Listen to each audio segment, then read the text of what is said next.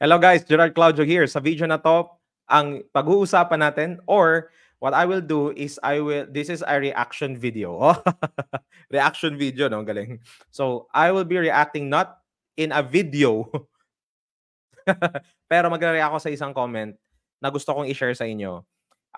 Eto, guys, gusto ko lang sabihin to, no? Kasi this is an anti-MLM comment. This is an anti-network marketing comment. This is so much hate in the network marketing industry. And lahat ng nanonood dito, specifically sa page na to, most of you are either involved in a network marketing and iba-iba naman yung company na belong tayo. So, I'm answering this not because I hate this person or gusto ko siyang pahiya or whatever for some reason. No? That's not my intention here. Kasi I don't hate him. I don't hate somebody who hates network marketing. Why will I hate somebody who hates network marketing? In the first place, alam natin na hindi nila naintindihan yung industry in itself. Kasi kung naintindihan mo yung takbo ng industriyang ito at alam mo yung takbo kung paano talaga gawin yung business na to, at some point, hindi ka talaga negative eh. Tama? Or hindi ka talaga negative at all. Kasi alam natin that this is a legit business. It is a level playing field. Ibig sabihin, bawat isa na nagsisimula sa network marketing ay nagsisimula with nothing. Walang team, walang customer for the products. Pero for this time, gusto ko siyang sagutin to shed light into this. Now, at some point kasi, most of you are bago sa network marketing or matagal ka na sa network marketing na nagsa-struggle ka sa idea ng network marketing industry. Tama? And you would encounter comments like this. Kaya gusto natin tong i-shed light para matulungan ko kayo in some way, in my simple way. No, hindi ko naman sabing talagang sa lahat ng sagot nasa akin. Pero at least matulungan ko kayo in a way na maging confident kayo na nasa network marketing ka. Because alam nyo to, that the only way for you to really build a successful network marketing business if ikaw mismo solid ka sa industriyang ito. Solid ka kung anong opportunity na meron ka. Yung walang makakatibag sa'yo. Okay? So, yan ang purpose natin dito. Again, this is not to hate the person. This is not to whatever. No? Ang goal natin dito is may matutunan tayo. Okay? So, yan ang goal natin. Alright? Ready na ba kayo? Type nyo ready sa my comments. By the way, kung pinanonood mo to, if you're watching this live, type mo dyan live. If panonoodin mo to mamaya ng replay, type mo dyan replay. Right? So let me share this with you. Ito po, by the way, yung ads ko. This is my ads. And because I'm offering a network marketing course. This is actually a well-defined, I really specifically targeted network marketers dito kasi I don't target non-network marketers. Kasi number one, hindi naman nila kailangan to eh. Tama? Hindi nila kailangan to. And hindi nila kailangan. Diba? So, ibig sabihin, ang gusto kong i-serve dito, yung mga network marketers na gustong matuto ng mga bagong strategy and tactics for digital age. Right? Ngayon, meron ditong naligaw na comment. Okay? Ito yung sabi niya. Okay? Simulan na natin to, no? Titingnan natin. Sabi niya dito, di ba, meron naman silang bagong modus para ma-scam nilang mga OFW. Kaya mga ka-OFW, mag-ingat kayo sa mga network marketer dahil tayo ang target nila para ma-scam tayo. Huwag maniwala sa kanila. Okay. Number one, itong person na to na nag-comment, hindi niya alam na dati po akong OFW. All of my family are OFW kami. So, hindi ko alam kung bakit niya pinpoint specifically ang OFW. At kasi parang ang dating sa akin is like, he lift himself up above any other Filipino na hindi OFW. No? Ako, naintindihan ko ang buhay ng OFW. I am a former seafarer. Seaman po ako before. So, alam ko yung buhay ng OFW. In fact, that is exactly the reason kung bakit sinishare ko to sa ibang mga kasama ko sa barko or sinishare ko sa ibang OFW dahil alam ko na hindi madali ang buhay sa abroad. Okay, ganun yun. Ngayon, ang sabi niya dito, meron dalawa siyang mention dito na modus na term at saka scam. Okay? Ngayon, let's define the word scam. Ano ba yung pag sinabi mong scam, ano ba yon? Ang scam is a transaction na yung nag-transact sa'yo, may sinabi siyang iba bago kayo nag-transact, tapos napakonvince ka niya. Ngayon, pagpasok mo doon or pagka-engage nyo dun sa transaction, hindi pala totoo yung sinabi. Scam ang tawag doon. Either tinakbo yung pera mo or wala kang value at all na nakuha. Okay? Either tinakbo yung pera mo or wala kang value na actual na value na nakuha. Ngayon, ang tanong ko lang sa lahat ng mga network marketers dito, nung nagsimula ka ba sa network marketing business mo, may nakuha ka ba? Initial lang, hindi yung, wag tayong mag-usap mo ng mga million na income, mga million payaman. Wag muna tayo mag-usap doon. Ang pag-usapan muna natin, nung pumasok ka ba sa network marketing company mo or opportunity, may natanggap ka na product? Yes.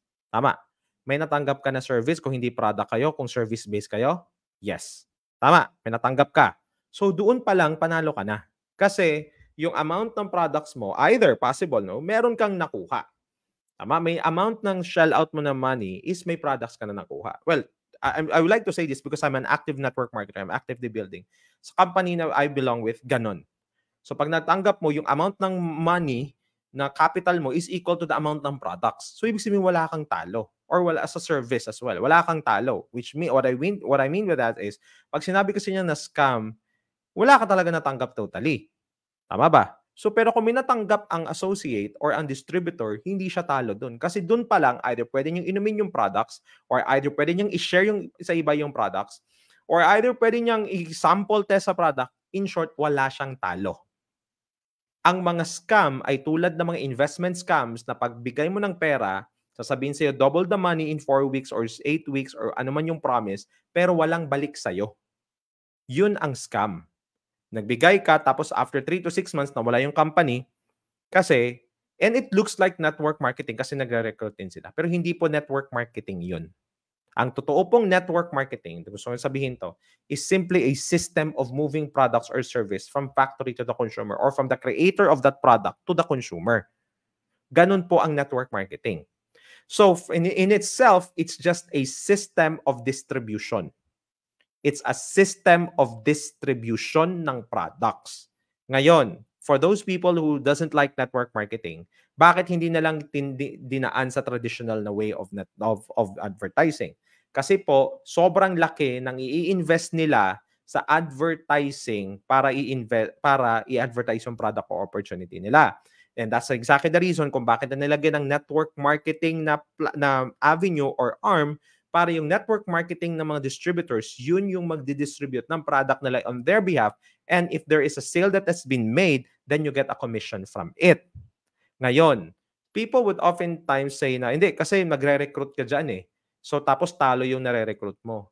Talo yung nare-recruit mo, ang tanong ko, is it 100% of the time? Ganun ba nangyayari sa lahat? Hindi po 100%. Kasi there are a lot that yung in-invite mo, mas mataas pa yung kinita doon sa nag-invite. Maraming cases na ganun. So yung sinasabi nila na absolute 100% na pag nag-join ka sa network marketing ay lugi ka at yung nasa taas lang kumikita, hindi po totoo yun. Because if you're really someone who really builds a network marketing business na alam mo yung network marketing na pagtakbo ng negosyong ito, alam mo that there are really cases na mas malaki pa minsan yung kinikita ng nasa baba kaysa nasa taas. Bakit? Kasi level playing field nga siya. Diba? Hindi ito yung tipong nauna. Ngayon yung term, di kasi dapat nauna ka dyan. Hindi po totoo na kailangan mo mauna. May advantage. Pero hindi totoo na yung nauna lang ang kumikita. Marami pong kumikita na kahit nag-join after a week, kahit gaano pa katagal yung company, basta tama yung pagtuturo at tama yung system at tama yung campaign ng team na yon, most probably kikita talaga yan. So hindi po ibig sabihin na pag may nag-join, talo yung nag-join, talo ka rin. Diba? Yung parang parang ganito kasi yung scam eh. For me to win, somebody has to lose. Hindi po totoo yun. In fact, in network marketing, and those people who are really, really, really building a legit network marketing business, alam na alam natin ito, that in order for you to win in network marketing, your team has to win. Agree po ba? For you to win in network marketing, your team has to win. Do you agree with that? Tama ba? So yun yung totoong paggawa ng network marketing. Ngayon, let's put in the dark side of network marketing. Ganun ba talaga nangyayari? Hindi. Ngayon, pwede ba na merong nag-join sa network marketing tapos ang intention niya, wala siyang pakialam sa team niya, ang intention niya is mang-scam? Pwede yun. Possible yun. Pero hindi lang naman sa network marketing nangyayari yun.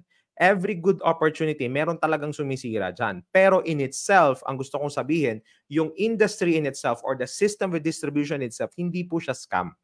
What scams are the people na involved. Kaya kailangan ingatan kung saan tayo magjo-join. Dapat kung ako, may magandang track record yung tao. Pero kung wala, most probably hindi mo kilala, syempre, magtitiwala ka ba? Tama? So, depende na sa usapan. Pero ang gusto ko i-point out dito, the industry in itself is just a mode of distribution. That's it. It's just a mode of distribution.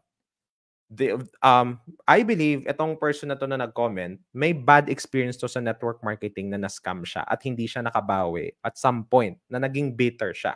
Ngayon, ang ginawa niya ngayon, in order na makabawi siya, sisirain niya lahat ng mga network marketers. Brother, kung nakikinig ka sa akin right now, gusto lang sabihin to sa'yo. Kung ano man yung napagdaanan mo sa tao na, feeling mo tinake advantage ka, hindi po lahat, wag mong lahatin. Kasi unfair naman sa mga tao na ginagawa ng tama ang negosyong ito. You're spitting out lies outside. You're spitting out these kinds of comment at as if absolute ka na, sigurado ka na lahat ng network marketers ay manloloko. I don't think tama yun. Hindi siya tama. Tama? Bakit ang tanong? Lahat ba ng financial advisor legit? Hindi. May mga financial advisor na ang hahabol lang nila is commission, nahabol lang nila, wala silang pakialam. May mga real estate agent na ganun din. May ibang mga negosyo na ganun din. Hindi lang naman sa network marketing. Ang gusto ko ma-point out is, we don't single out that network marketing only. Because in itself, again, the system is legit because it's just a mode of distribution. But, of course, may human factor doon eh. Kasi ang transaction mo is person to person. Right? So, yun lang. Okay. Ngayon, ito, may message ko dito. Ay, hindi po kayo target ng ads. Parang, inaano ko lang siya, ninoloko ko pa siya eh. Yan. Ngayon, nag-message pa siya ulit. Ang sabi niya, tigilan niyo po mag-recruit ng mga taong naghirap magtrabaho. Okay. Magtrabaho kayo ng matino. Okay. Sagutin ko muna tong part na to. Natigilan niyo ako mag-recruit sa mga taong naghirap ng trabaho. And that's exactly the reason kung bakit namin ino-offer ang network marketing sa mga tao. Kasi marami po kaming mga kilala na naghihirap naman talagang magtrabaho, na pagod na sila sa trabaho nila. And that's exactly the reason why we offer the opportunity. Ngayon, may tamang pamamaraan kung paano ino-offer ang network marketing opportunity sa labas or sa mga tao. Nahihirap na ngayon tao eh. Of course, pag nag-join yan, tutulungan mo yan. Kasi hard-earned money niya. Depende nga pa rin sa tao na joinan mo. Ngayon, again, brother, no, gusto ko lang i-emphasize sa'yo to. Kung ano man na naging experience mo before sa network marketing, again, wag mong lalahatin. Okay? Now, ito ay hindi ako nagbubuhat ng sarili kong bangko. But I believe every single person at some point na ako mismo yung nagpasok, I make sure na natutukan ko sila at naturuan ko sila ng dapat nilang matutunan. I would make sure that they have their first win. That's what I'm doing. I have no issue extending my time. I have no issue if late night na because the person joined. So yung sinasabi mo na tigilan namin mag-recruit, magre-recruit kami sa mga taong naghihirap magtrabaho. Kasi gusto namin matulungan sila. Ngayon, ikaw sa tingin mo, kasi nga ganun na yung mindset mo about network marketing, hindi na mabago, akala mo nagloloko lang kami. Hard-earned money na nga ng tao lolokohin mo pa. Nakuha nyo ba? Nakuha mo ba? So, anong gusto ko i-point out dito? Now, you guys are here and somebody would come to you and say, tigilan mo mag-record kasi nangyari ng tao. Yun lang po yung tamang sagot doon. In all respect, actually, that's the reason bakit ko ito sinishare. Kasi alam ko hard-earned money nila yan. If they don't know how to start any other business, network marketing is a very viable business na pwede nilang simulan. Ganun lang siya. Ngayon, ito nga, magtrabaho kayo ng matino. Huwag kayo lokohin sa networking business nyo. Magtrabaho kayo ng matino. Okay, now, let me explain this one. Bakit po? Hindi sa mga network marketers na nakikinig sa akin dito, na talagang nakabuild ka ng organization, you earned a tremendous good income here. 'Di ba? Super trabaho nga eh. Madalas nga, mas grabe pa yung trabaho natin sa simula sa network marketing business natin compare na nagtatrabaho tayo. May mga time, may mga sleepless nights tayo para tulungan yung team natin. May mga times na binibuild natin yung organization natin, mini-meeting natin, one-on-one natin, nagkakreate tayo ng events. Tuturuan natin yung mga teammates natin. Ito yung mga unheard stories ng mga leaders at mentors. Kaya kung meron ka mang makita na kumikita talaga sa network marketing, hindi dahil sa nandaya yan. Hindi dahil sa nagbigay talaga ng effort yan. Natulungan yung mga tao sa organization niya. Alam niyo ba, never akong tinuruan sa network marketing na manloko ng iba. In fact, all of my mentors would tell me na pag may nag-join, tutukan mo, tulungan mo. As long as willing magpatulong. Gusto ko lang tong sabihin, hindi lahat ba ng network marketing nagsasucceed? Hindi po. Lahat naman ng industry ganun eh. Gusto ko lang i-emphasize because a lot of people say maraming hindi kasi nagsasucceed dyan. Bakit marami rin namang mga nag-college na hindi rin naman sila nakahanap ng trabaho? O ba't hindi natin sisihin yung college system? Imagine mo nagbayad ka, magkano yung hundreds and thousands and millions na sa college tapos hindi ka makahanap ng trabaho. So, ibig sabihin ba yung college system in itself is a scam? Or, nag-start ka ng business. Lahat ba na nag-start ng traditional business kumikita agad? Hindi. So, does that mean na ang traditional business in itself is a scam? No. Ganon din sa network marketing. May mga tao na some point na-excite lang sila. Kumuha ng products, kumuha ng package, nag-sign up, pero wala sila talagang ginawa literally. Now, what is unfair about it is this. When these people join network marketing at wala silang ginawa, they would often say, ay hindi kasi kasi network marketing, hindi talaga nag-work. Hindi pa, paano hindi nag-work, hindi mo win-workout. Tama? Parang ganito lang yan. Bumili ka ng dumbbells, bumili ka ng gym equipment mo, tapos hindi mo naman ginamit, tapos sabi mo, ay pangit yung gym equipment. Kasi hindi nagbago yung katawan ko. Paano magbabago ang katawan mo, hindi mo nga ginamit? Agree ba? So yan. Ayun, sabi ko sa kanya, tigiran nyo rin po mag-comment dito dahil ito po, hindi to para sa inyo ang ads. So, niloko ko pa rin siya. Business po ito para sa inyo. O, ito pa, sinagot ko sa kanya dito. At bakit mo kami pipilitin na magtrabaho, gusto namin magnegosyo? Di ba? Ikaw tong hindi nakakaintindi sa kalakaran ng negosyong ito. Panay ka sabi na scam dahil hindi mo gets paano ginagawa ng maayos. O, ito sabi niya, alam ko, recruit ng tao sasali sa negosyo para may papasok na income sa'yo. Wrong. Ulitin ko. Magre-recruit ka, hindi para kumita ka ng income lang.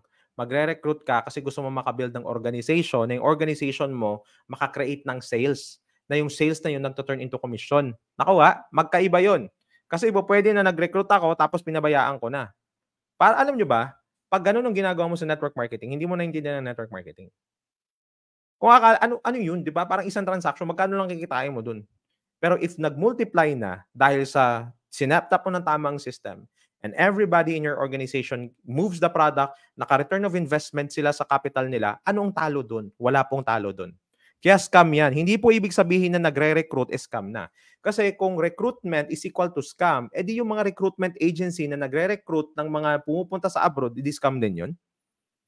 How about yung mga nagbibigay ng mga leaflets at flyers na nagre-recruit for call center agents or BPO companies? Scam yun kasi recruit? Hindi.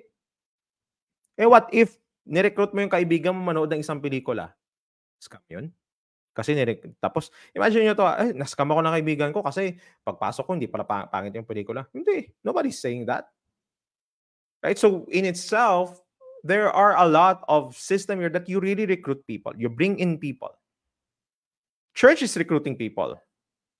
You invite somebody, you share your faith to someone, and you bring them to this local church. Is the church in itself a scam? Simply because it is recruiting? No. So what is network marketing? Again, it is a system of moving products through what? Through building an organization. Ibig sabihin, the bigger your organization, the bigger your income because of sales. Ibig sabihin, may product na bebenta through the organization na binild mo. So you get compensated through that because for that to happen, you have a build and you have to take lead into that organization.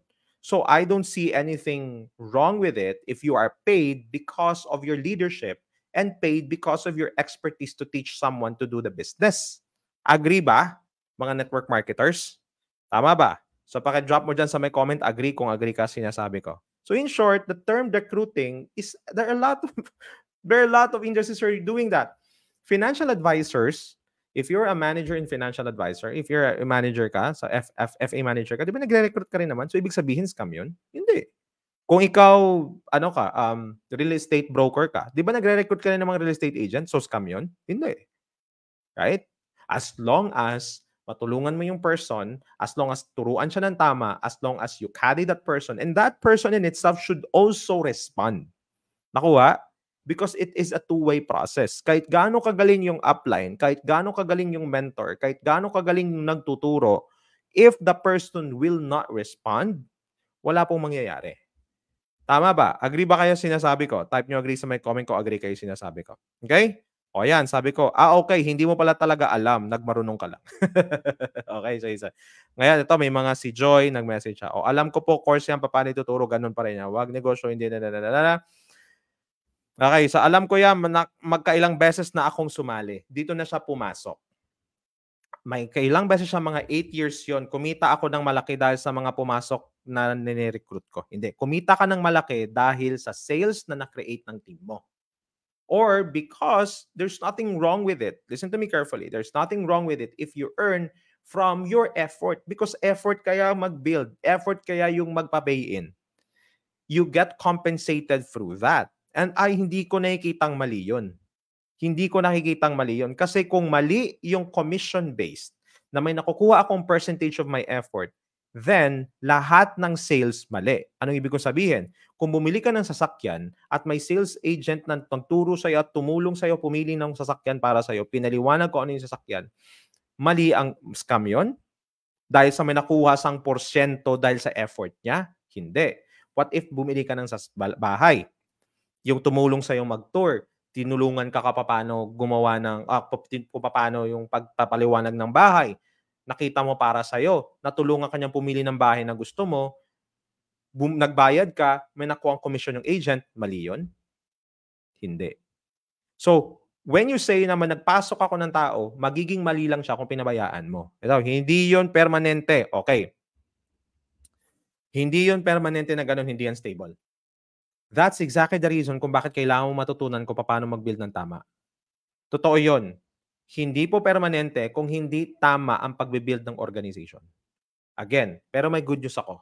May tamang pamamaraan kung paano mag-build ng organization. May tamang pamamaraan kung paano mag-build ng team. So kung siya, ito kasing nangyari dyan, yung personal experience niya, ginawa niya ng pangkalahatan. So, ibig sabihin nun, ito na, sinabi niya na eh. And dito natin matututunan guys, no? Kung nakikinig ka sa akin, type nyo learning sa my comments kung natututo kayo dito. Dito mo matututunan na yung mga negative sa network marketing ay isang bagay lang. Meron silang mga unsettled issue sa upline, sa company, or sa experience nila. So, eto, dinadissect ko yung sinabi niya para may matutunan tayo. Pero hindi ko sinabi na bembangin mo lahat ng mga negative sa network marketing. In fact, there is a proper way to approach that. Paano ba yung approach basta may client ka na negative sa network marketing? Now, kung may time ka, dalawang bagay lang yan. Either may time ka or wala kang time. Ngayon ako personally, if I don't see it as a profitable conversation, I just let it go. I just let it slip. Pero kung may time ako, like for example, nag-uusap kami through face-to-face, ang gagawin ko, hindi ako magiging defensive.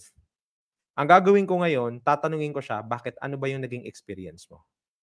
And then with all good intention in my heart, to really know ano ba talaga yung nangyari. Dito, lumabas yung concern niya kasi nga, kinulit ko siya ng kinulit doon, biniloko ko siya ng niloko. Sinabi niya na yung concern niya. 'Di ba? Nasayang pera pinaghirapan nila. Hindi po nga nasayang ang pera kasi nga may products nga sila na nakuha. Ikaw, hindi po nasayang yung pera mo kasi nga may nakuha kang pera. Ano pa yung nireklamo mo? Nakuha ba? May nakuha kang komisyon, yung products na gamit mo. Ngayon, pag sinabi sa akin, hindi natambak ang product ko, hindi kasalanan ng network marketing kung natambakan ka ng product. Nakuha?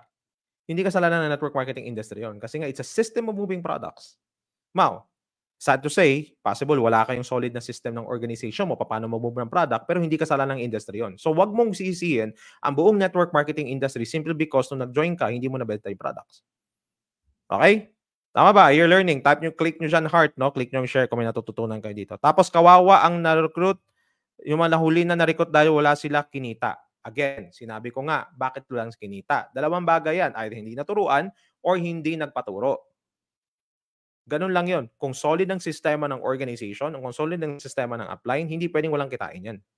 Kasi sa first mo pa lang na sales, nabenta mong product mo, may retail ka ng income dyan eh. Parang sabing hindi kumita. Nakuha niya ba? So, kailangan maging objective tayo dito.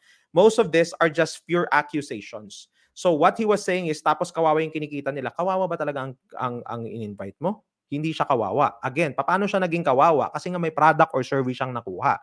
Yung product or service ginamit niya, o yung product or service na benta niya sa iba, hindi siya kawawa. Naging kawawa ba? Hindi. Alright? Nasayang ang pera na pinaghirapan nila? Hindi po nasayang ang pera na pinaghirapan nila. Again, dahil sa amin nakuha nga silang product. Di ba? Paulit-ulit tayo, di ba? Right? Di ba? So, pero, tatsagain natin 'to, huwag kayong mag-alala. Kaya na-realize ko na hindi yan maganda ang nanglalamang ng tao. Naku, ito na, nanglamang na ng tao, 'di ba? Ngayon, paano ka nanglamang ng tao sa network marketing kung ang intention mo ay tulungan ng tao na kumita? Sinet mo yung system, tinest mo yung system, you carry the person, you build up together with that person. Saan ang panglalamang dun? I've been a network marketer for more than 10 years. And I will tell you, hindi ko na mabilang. Ito, hindi sa hindi sa nagbubuhat ako ng bago kasi this one is really an unfair statement eh. I got sleepless nights to help my team. In fact, there are many times that I have given 10 times more than the team is giving. So this kind of accusation is really unfair to the people and the coaches and the leaders who is spending and giving their energy and time to nurture their organization. And you would say na nanglalamang ng tao. Kung ako nang lamang ng tao, una, wala akong pakialam sa network marketing industry, hindi ako gagawa ng course na to. Ikalawa, kung nanlamang ako ng tao, hindi ako tatagal ng more than 10 years sa network marketing industry if that is my heart. If that is my heart. Why will I waste my decade of life just to manglamang ng tao tapos magagawa pa ako ng Facebook account? Pakita mo kay mukha ko dito. Ano ba? Right? Sarili mo lang iniisip mo para magkapera. Baka ikaw, nung nag-network marketing ka, sarili mo lang iniisip mo.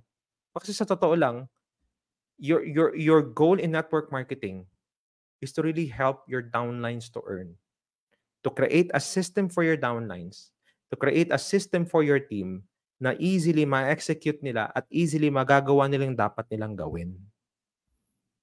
Ngayon, possible ba na may mga pumapasok sa network marketing na sarili lang nila yung iniintindi nila? Oo naman. Oo naman. Pero does that make the whole network marketing industry a scam? Hindi. Hindi. Are you learning? I hope you're learning to this, guys, ha? At least alam niyo, click niyo ang heart niya ko na may natututunan kayo. Ito yung sagot ko sa kanya.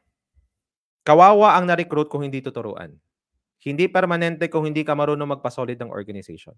Ang tunay na network marketing ay system of moving products or service through an organization. Masasayang ang pera nag-join kung hindi mo tinuruan. Baka ikaw, panipasok mo na tao pero hindi mo alam paano tuturuan. Okay? Pero in fact, this one, masasayang ang pera. The first initial package, may products or service ka, wala ka nang sayang dun eh. Panalo ka na dun eh.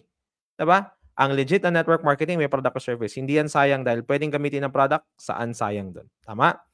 Okay? Kumita ka ng malaki dahil nag-join sila sa'yo at na unang nag-benefit nila ay ang product or service na nakuha. Saan ang talo dun? Tama ba? Agree ba kayo? Type nyo agree sa my comment ko, agree kayo. Kaya ang tamang coach, alam kung paano tuturuan ng team niya na makamove ng product and makabuild ng team. Kaya wag mong lalahatin. Sa makatuwid, nag-network marketing ka pero hindi ka umabot sa level na natutunan mo paano magpasolid ng income at magturo sa team mo. Another thing, no, this guy has a lot of false expectation in network marketing. Possible yun. This guy has a lot of false expectation about network marketing. That's why that's a kind of reply he has. Diba? Yan, may mga gino-joke ko na siya dito, malungkot ka ba sa buhay, mga ganyan, diba? Pero feeling ko talaga, brother, malungkot ka.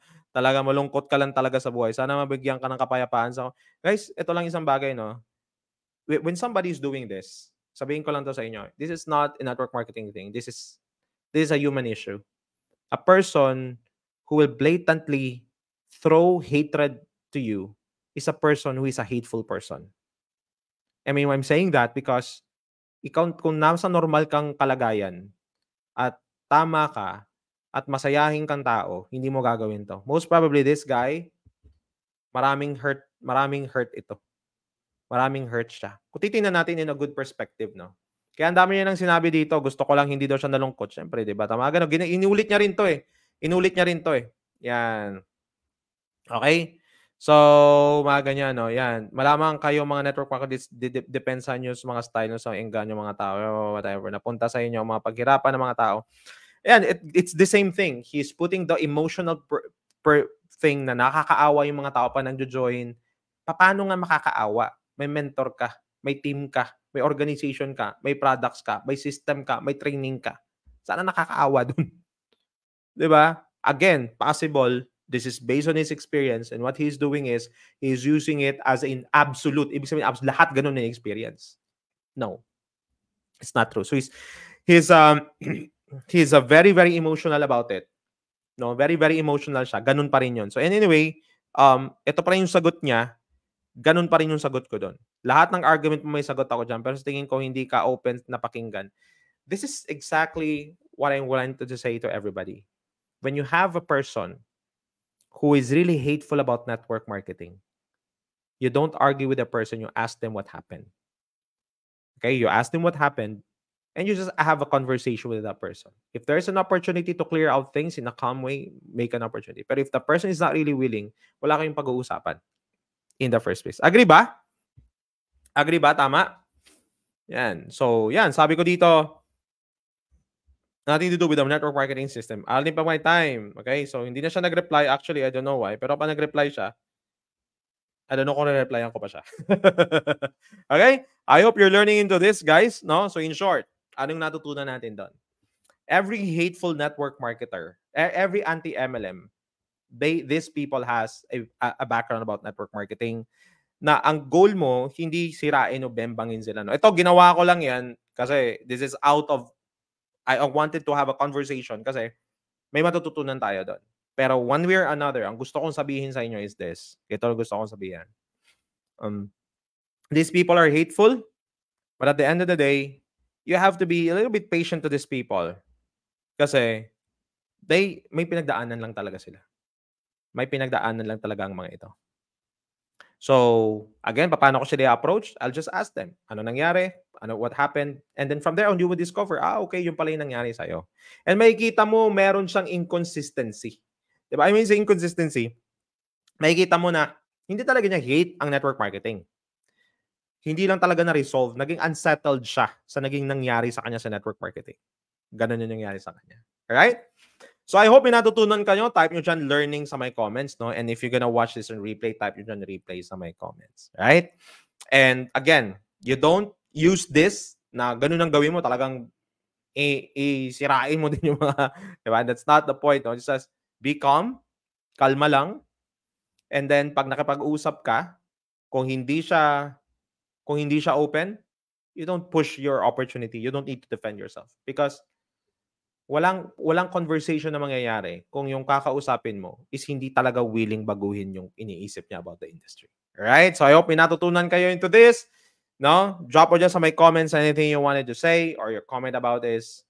If you find this valuable, click mo yung heart, click mo ng share, tag yung mga teammates nyo dito para mapanood nila ito. You guys are all amazing. Bye-bye.